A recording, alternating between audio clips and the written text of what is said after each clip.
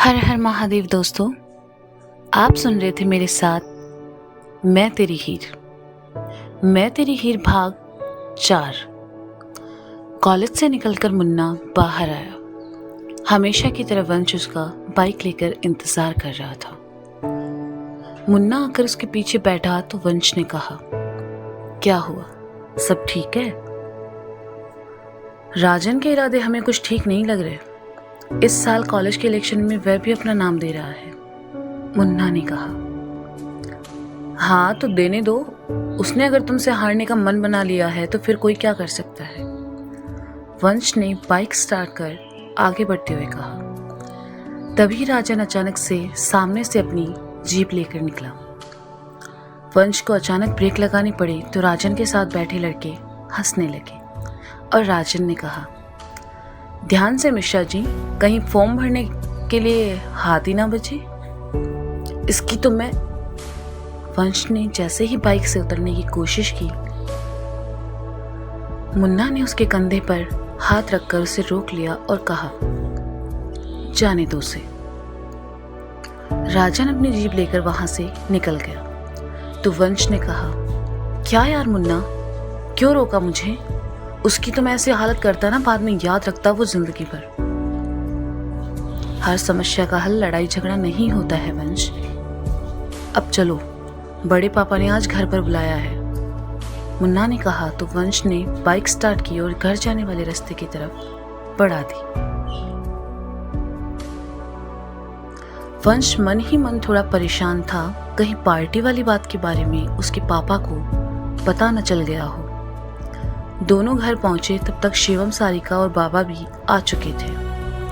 मुन्ना अंदर आया, सारिका के पैर छुए और कहा, बड़े पापा कहाँ हैं माँ? वे चेंज करने गए हैं, तुम दोनों बैठो, हम चाय बनवा देते हैं, सारिका ने कहा और घर में काम करने वाले दीना से चाय बनाने को कहा। वंश और मुन्ना दोनों डाइनिंग के पास आ बैठे। बाबा भी चले आए और कहा, अरे आज तुम दोनों को फुर्सत कैसे मिल गई? लगता है फिर से कोई कांड किया है और अब शिवम से डांट सुनने वाले हो। क्या बाबा, आपको लगता है हमने कुछ किया है? मैं तो चींटी को मारने से भी डरता हूँ, वंश ने नौटंकी करते हुए कहा तो मुन्ना की गर्दन हैरानी से उसकी तरफ पलट गई और उसने धीरे से कहा, तुम्हें यहाँ नहीं, किसी फिल्म में होना चाहिए था, यहाँ रहना भी कौन चाहता है, वंश ने कहा।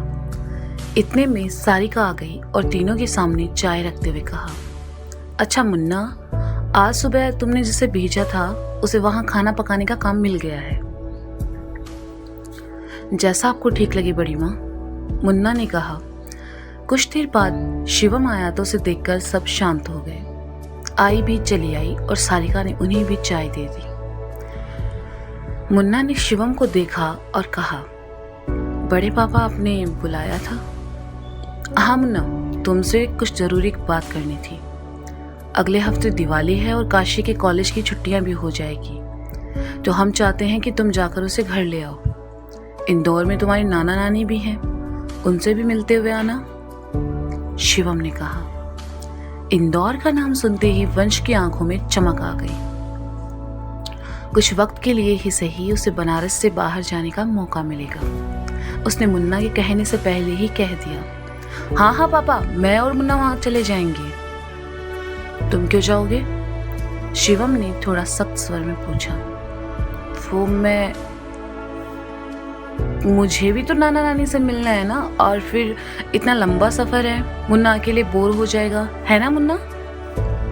वंश ने मुन्ना को घूरते हुए कहा तो मुन्ना ने कहा, वंश को भी हमारे साथ जाने दीजिए ना बड़े पापा, ये भी नाना नानी से मिल लेगा।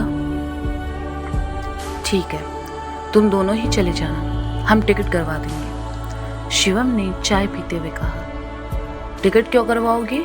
इतनी गाड़ियां खड़ी है, घर में उन्हीं में से कोई एक लेकर चले जाएंगे दोनों, बस ट्रेन में कहाँ धक्के खाएंगे, इस बार बाबा ने कहा। वंश ने प्यार भरी नजरों से बाबा को देखा और मन ही मन कहा, हाय, कितनी सही बात करते हैं ना आप बाबा। मुन्ना गाड़ी चला लोगे? शिवम ने पूछा। हाँ बड़े पापा, चला लेंगे, मुन्ना ने कहा। ठीक है, फिर गाड़ी लेकर चले जाना, काशी भी परेशान नहीं होगी, शिवम ने कहा। वंश तो मन ही मन डांस करने लगा था। मुन्ना उठा और कहा, तो फिर हम चलते हैं? हाँ, शिवम ने कहा। मुन्ना जैसे ही जाने को हुआ, शिवम ने आवाज लगाई,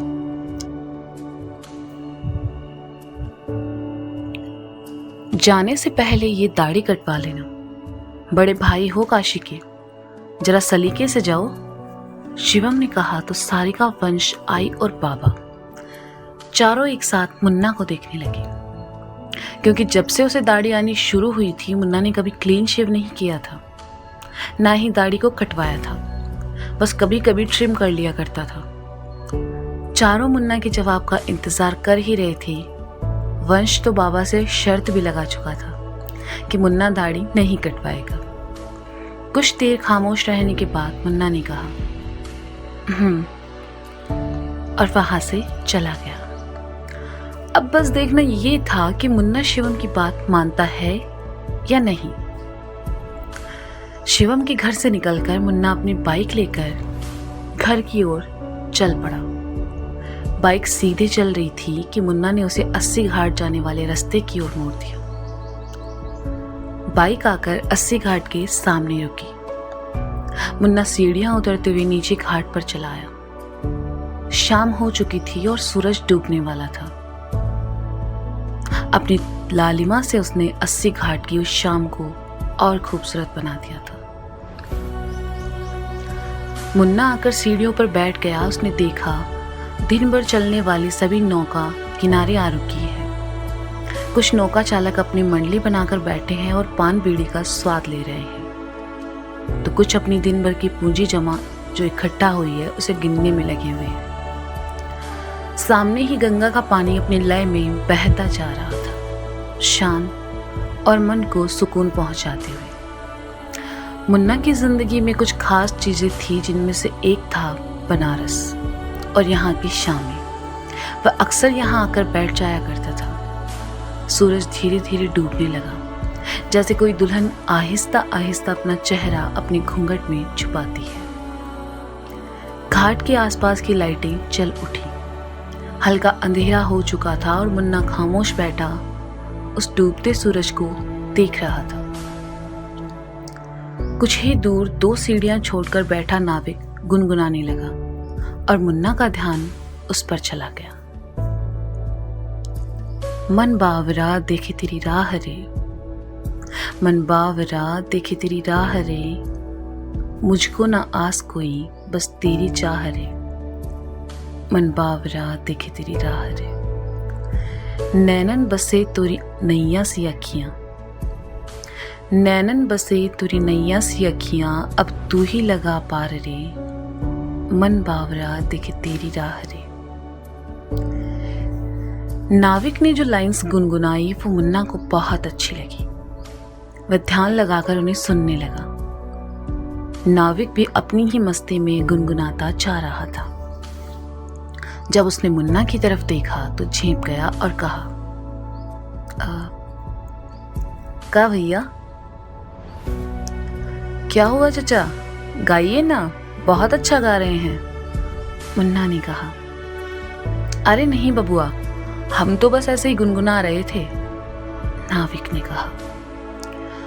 मुन्ना और नाविक की बातें सुनकर कुछ ही दूर बैठे बाकी के नाविक भी चले आए और उनमें से एक ने कहा, अरे मुन्ना भैया, बहुत ही बढ़िया गाता है ये, लगता है आपके सामने शर्मा रहा है। ए महादेव, सुनाओ ना यार, हमारी भी थोड़ी थकान दूर हो और मन को शांति मिले।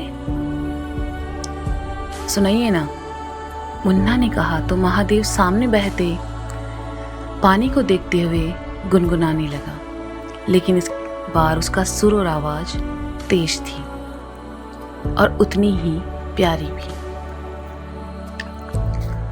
तोरी पायल की छन छन पे मन अपना हार गए, तोरी नैनों के काजल पे अपना सब वार गए, तू जो थामे मेरी डोर चले मन तेरी ओर, तोरे रस्ते पे मेरे पाँव रे, मन बावरा देखे तेरी राह रे।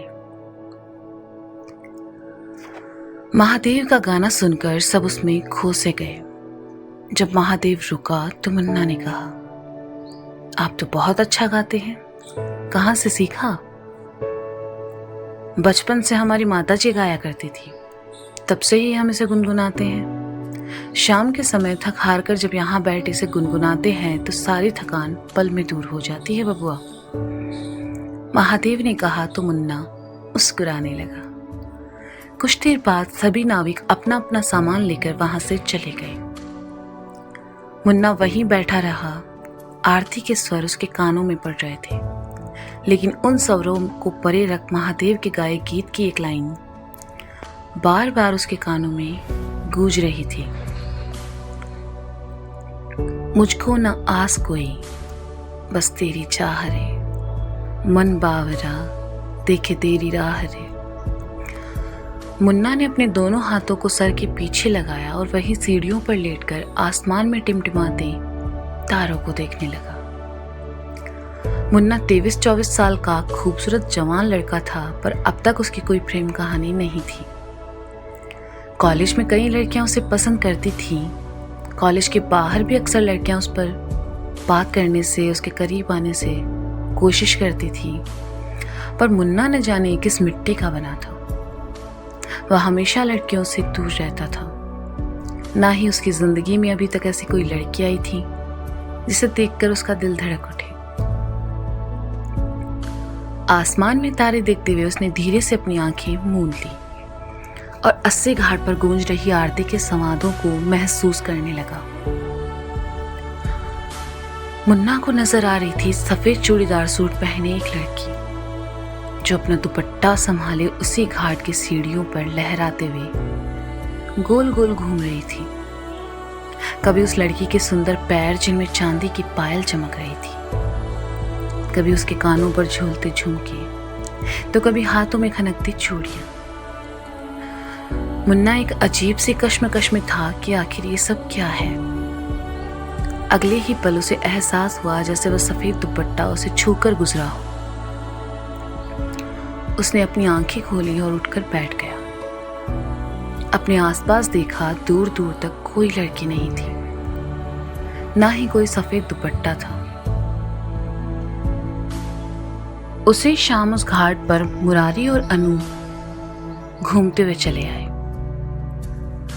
अनु ने मुरारी के साथ घूमते हुए कहा, मुझे समझ नहीं आता मुरारी, ये घुमाने के नाम पर तुम हमेशा मुझे यहाँ क्यों ले आते हो? क्या है इस घाट पर? सिर्फ पानी है, कुछ सीढ़ियां हैं और कुछ लोग जिन्हें पिछले 25 सालों से देखते आ रही हूं मैं। अरे मैगी, तुम्हें इसी घाट पर हमसे मिलने आई थी और यहीं तुमने हमसे अपने प्यार का इजहार किया था। घूमने के लिए तो पूरा बनारस पड़ा है, यहाँ इसलिए आते हैं कहा है कि सुकून बहुत है यहाँ। रही बात ये कि यहाँ है का, तो वो देखने की क्षमता तुम में है ही नहीं। बनारस अपने आप में लाजवाब है, मुरारी ने कहा तो अनु ने अपने हाथ जोड़े और कहा, ओ विधायक जी, तुम्हारे ये भाषण ना तुम अपनी जनता के सामने दिया करो, हमारे सामने हमारे मुरारी बनकर रहा करो, हमारे लिए इतना काफी है। अरे ये बात पहले बोलनी चाहिए थी। मीठा खाओगी? मुरारी ने पूछा। क्या मीठा, वो भी यहाँ? अनु ने हैरानी से कहा, तुम ना यार मैगी प्रेम नहीं समझती हो, हम मीठे की बात कर रहे हैं।